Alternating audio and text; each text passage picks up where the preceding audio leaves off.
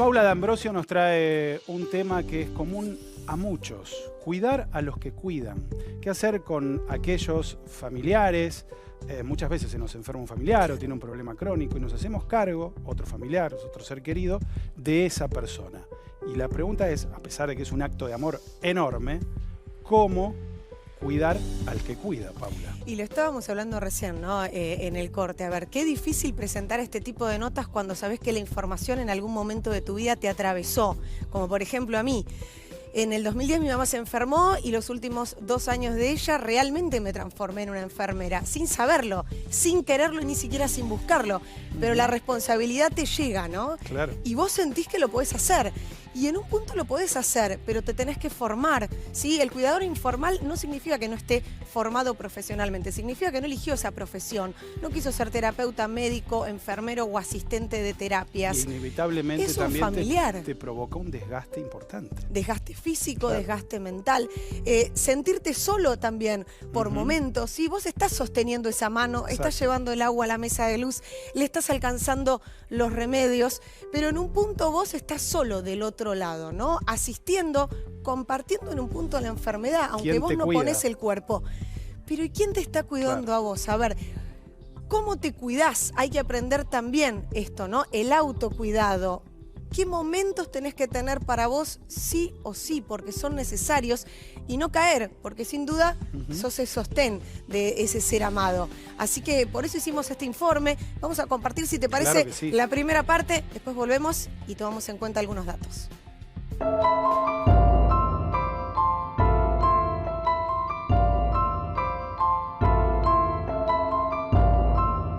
El sentirse apoyado, ver que el problema de uno no es único, ayuda a seguir adelante, es como renovar fuerzas cada vez que venimos. Es difícil, es pesado porque hay momentos que uno dice, pero ¿cómo puede ser que no entiendan? Y uno se tiene que contener porque dice, no, si ella no te entiende. No nos queríamos internar, teníamos 2 personas, pero no estábamos capacitados. Hoy terminó internado, está internado acá cerca y está regio.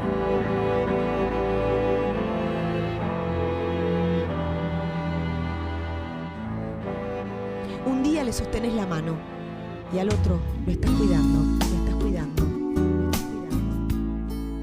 sin saber del todo cómo hacerlo, con algunos miedos y enojos, pero entonces comprendés que lo desconocido se transformó en rutina y ahí empieza la historia. Una historia que no elegiste, pero que ahora es tuya. A veces son personas que se niegan a ir al médico o a tomar la medicación, o se niegan a bañarse, ¿sí? O quieren comer una comida determinada que no pueden, o se les desorganizan la alimentación. Entonces, hacerse cargo para el cuidador de esto, en este familiar, en el día a día, a veces durante la noche también, esto va generando... Esta exigencia va generando una sobrecarga en el cuidador, que es lo que nosotros tratamos de hacer, de evitar que después el cuidador se enferme. El proyecto genera encuentros para cuidar a los que cuidan y así con charlas se sostienen en una red que no solo los aleja de los momentos en los que gana la angustia, también los saca de la soledad que provoca el ver a un ser amado enfermo. Se brindan tips asociados a las temáticas que a ellos les están angustiando en este momento. Y a partir de ahí brindamos orientación puntual de cómo aliviar esa sobrecarga en esa instancia. Cuándo es una demanda del paciente, cuándo realmente es prioridad, cuándo no es prioridad y puede esperar. Prepararse para asistir a un paciente no es sencillo, pero si la persona que te necesita es un familiar, las manos se vuelven más ágiles, el corazón más potente y la fuerza, esa que no tenías, aparece. Pero hasta llegar a ese punto, las dudas son las primeras que te sorprenden. Hace 2 años mi hija tuvo una hemorragia gastrointestinal que le debilitó el cerebro y actualmente tiene los síntomas de un Alzheimer. Las cosas nuevas no se las recuerda, las viejas sí, todas, hasta de muy chiquita, y provoca cansancio a lo largo del día. porque para todo depende de mí. Me llama y ayúdame en esto, ayúdame en lo otro, se da cuenta de sus limitaciones. Desde que empecé no lo dejé nunca porque tengo orientación, apoyo, ayuda, todo lo que necesite, consejos para todo, ¿va? Para ella y para mí. Se hace llevadero porque vemos los problemas de los otros, aprendemos estrategias. Y no, yo creía que era la única que le tocaba eso, pero veo que es compartido.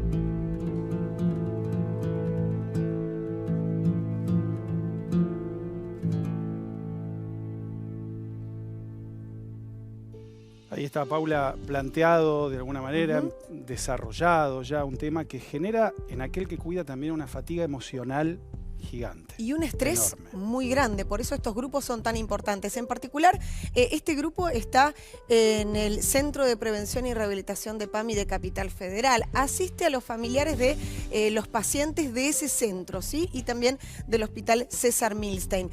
Pero hay en toda Argentina, en todo el país, hay diferentes grupos en los hospitales que te pueden ayudar, que te pueden asistir. Y si no son grupos de hospitales, es un amigo, es un vecino, es alguien que a vos te sostenga la mano. Claro. Porque la verdad es que la persona se cansa y cuando llega ese punto de cansancio pueden aparecer enfermedades, ¿sí? Como el estrés, como la depresión y también como el aislamiento que provoca tantas complicaciones.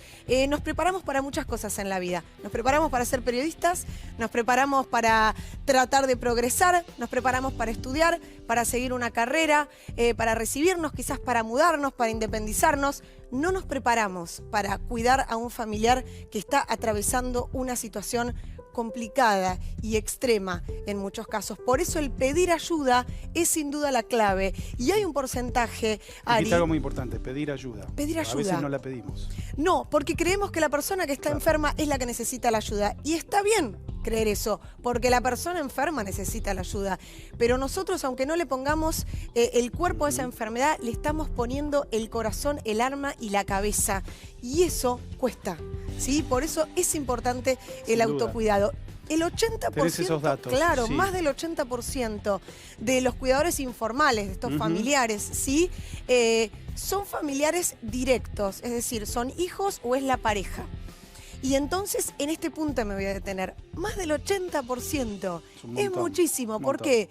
Porque amás a esa persona y porque querés estar ahí. Y para que puedas seguir estando ahí, vuelvo a decir, tenés que pedir ayuda. Y si no, mirá la siguiente parte del informe en la que te contamos cuáles son esas posibles enfermedades que a vos te pueden pasar si no aprendés a resguardarte un poco.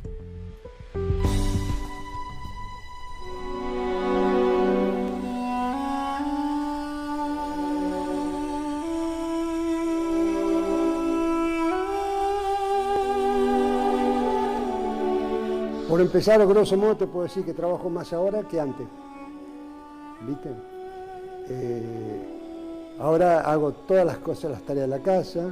Por ejemplo, en el día de hoy, para venir acá, nos levantamos, la ayudé a bañar, a hacer el desayuno, vestirlo. Después, estando en casa, hago las compras, las comidas, pongo lavarropa. Me ayudaron acá a organizar un poco mi vida. Entonces eso también te ayuda a aliviarte todo, que uno tiene que andar haciendo cola, pensando que si me vence una factura, otra. ¿Viste?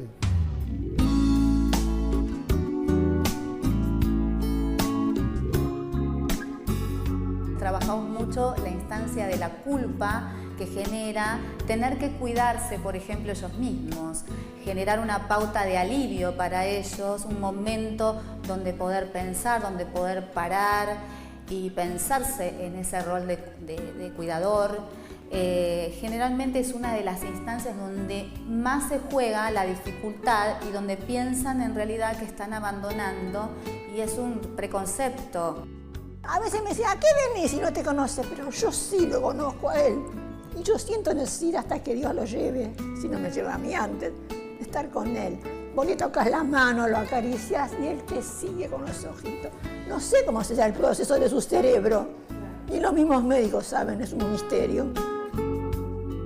Pero ¿qué pasa cuando los que ponen el cuerpo comienzan a cansarse?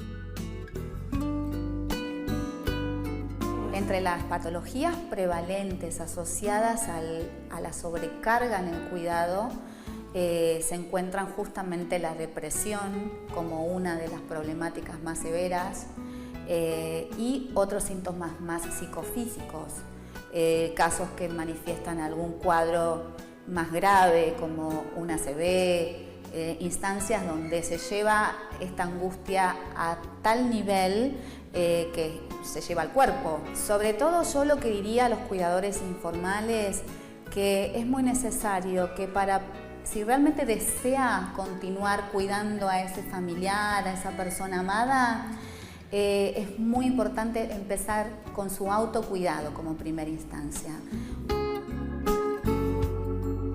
Cuidar a los que cuidan. Parece un sencillo juego de palabras, pero de juego no tiene nada. Caminar por una zona desconocida y pensando cada paso. No es divertido, pero si la mirada cómplice y pícara que vuelve con una sonrisa después de cada terapia es la de ellos. Aunque no digan nada, como dice Cortázar, aquí habrá pocas palabras, pero yo sé que los silencios cuentan. Que los silencios cuentan.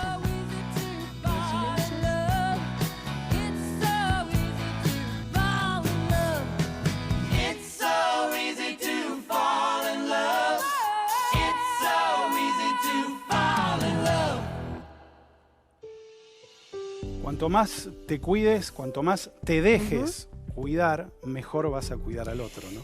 Y esta nota la quisimos hacer para hablar de este tema, no para regodearnos en la tristeza, ni en la angustia, ni en la desolación. Es para decirles que si ustedes eligieron ese camino, si van a cuidar a ese familiar, a ese ser amado, si la decisión ya está tomada, ahora es parte de tu vida y es parte también de tu responsabilidad, no solamente cuidarlo a él, a ella, sino también cuidarte vos, ¿sí? El camino es desconocido y como decía el informe, ¿no? Los pasos hay que ir pensándolos, pero también cuando vamos haciéndolos y vamos recorriendo, no tenemos por qué estar solos. Hay mucha gente que nos puede ayudar, quizás no en el cuidado diario hacia esa persona, pero siempre tenés amigos, familiares que se vuelven un poco psicólogos, que te sostienen la mano y que te dan ese abrazo que por ahí tanto necesitas al final del día. Y que no te invada el sentimiento de culpa. Exacto, eso es clave también. Pau, excelente trabajo. Nos Muchas vemos, gracias.